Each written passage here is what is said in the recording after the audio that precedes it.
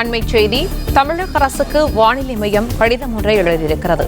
அதில் தென்கிழக்கு வங்கக்கடல் பகுதியில் வரும் 23ஆம் தேதியன்று குறைந்த காற்றழுத்த தாழ்வு பகுதி உருவாக உள்ளதாக தெரிவிக்கப்பட்டிருக்கிறது.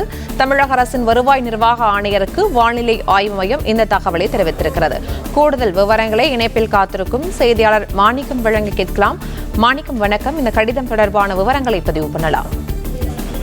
வங்கக்கடல்ல வரக்கூடிய 23ஆம் தேதி ஒரு குறைந்த காற்றழுத்த தாழ்வு பகுதி உருவாகி வரக்கூடிய 25ஆம் தேதி காற்றழுத்த தாழ்வு மண்டலமாக வலுவடையக்கூடிய வாய்ப்பு இருப்பதா வானிலை ஆய்வு மையம் அறிவித்திருக்கக்கூடிய இந்த நிலையில அது தொடர்ந்து புயலாக வலுப்பெறக்கூடிய வாய்ப்பும் அதனுடைய நகர்வு தமிழ்நாட்டு கடலோர பகுதியில் நோக்கி நகர்வதற்கான வாய்ப்பும் இருப்பதால் தொடர்ந்து அதனை கண்காணித்து வருவதாக வானிலை ஆய்வு மையம் தெரிவித்திருக்கிறாங்க.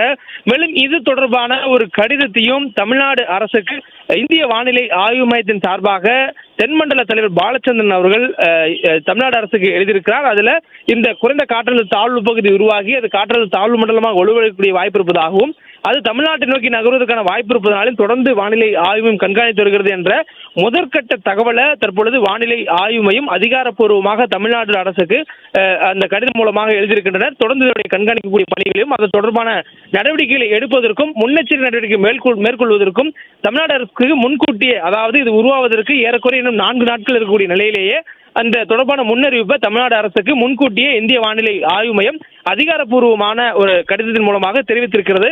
அந்த கடிதத்தினுடைய நகல் தற்பொழுது வெளியிடப்பட்டிருக்கின்றன.